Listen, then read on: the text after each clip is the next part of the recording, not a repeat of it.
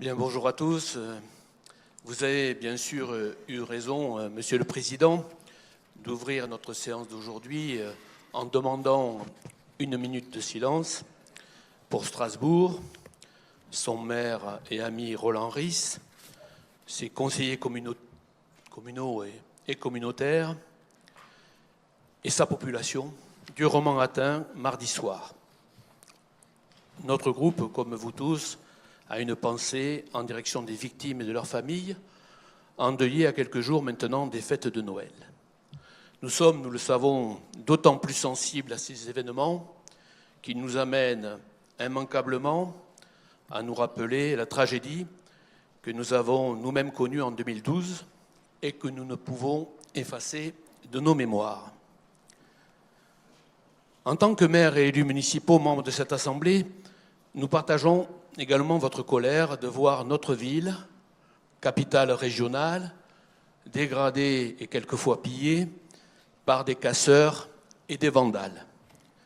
Aucun dans cette salle ne pourrait accepter que la commune qu'il administre ne connaisse ne fût-ce que 10% des exactions qui se sont produites à Toulouse.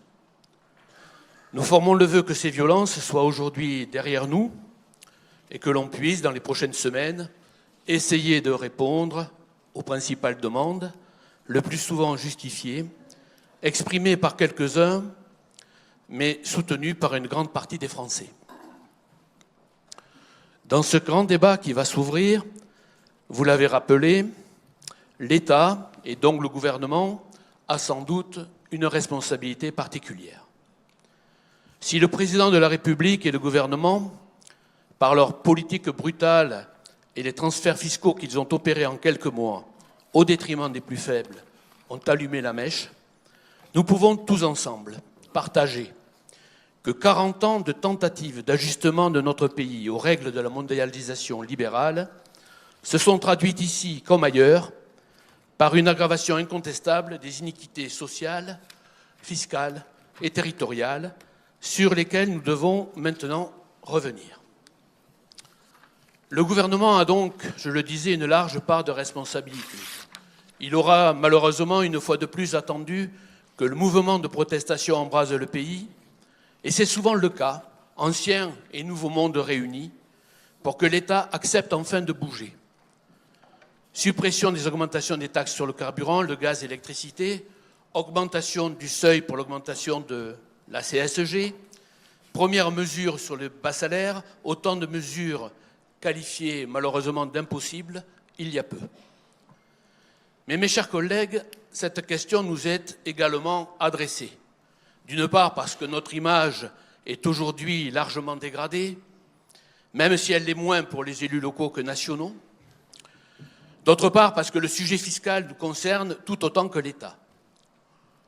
Le moment est trop grave pour que j'en profite ici pour lancer quelques piques que ce soit à ce sujet.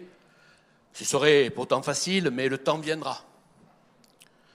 Je ne peux que nous engager collectivement à relire nos choix budgétaires passés et indiscutablement ceux qui sont devant nous à l'aune de ce que nous demandent d'essentiel nos concitoyens. Monsieur le Président, vous en avez d'ailleurs parlé, j'ai lu avec intérêt vos déclarations suite à votre rencontre à l'Élysée avec le président Macron. Je dois vous dire que je n'en ai partagé qu'une seule phrase. Si nous ne réussissons pas, c'est la porte ouverte aux extrêmes. Personne ne peut plaider pour ça, avez-vous dit. Et je vous le dis, je suis totalement en accord avec cette phrase. Pour le reste, j'ai retrouvé parmi vos propositions l'ensemble des éléments de langage qui tournaient en boucle depuis une semaine. Je vous cite, j'ai invité le président à fonder un nouveau contrat social. On l'a entendu partout. Le président de la France doit s'occuper des petites gens, les salariés modestes, les retraités, les petits commerçants. Que de profondeur. Et surtout, de mon point de vue, quelle fatuité. Une telle qualité d'analyse a dû franchement bouleverser l'Élysée. Je me suis demandé si ce lundi, il ne vous avait pas transmis, Monsieur le Président, un petit peu de ces oripeaux jupitériens. Mais finalement, le meilleur reste à venir. vous avez doctement déclaré « J'ai conseillé au président Macron de surprendre ».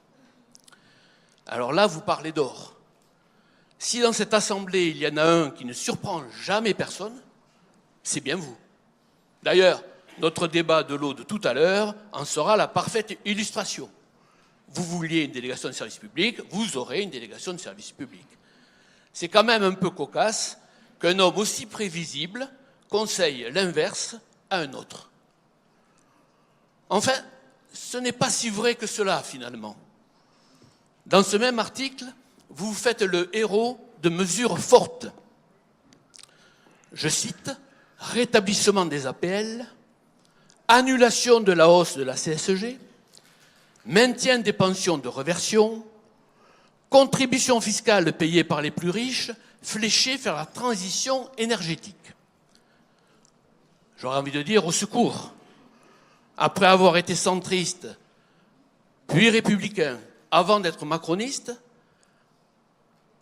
Jean-Luc Moudenc, inquiet de la tournure actuelle des événements, propose de revenir sur l'ensemble des mesures prises par un gouvernement qu'il a soutenu bec et ongle pendant 18 mois, et finalement, c'est assez extraordinaire, pour reprendre les propositions de la gauche. Et j'ai qu'une chose à dire, de grâce, mesdames et messieurs, les élus républicains, évitez cette dérive, gardez-le. Je vous remercie.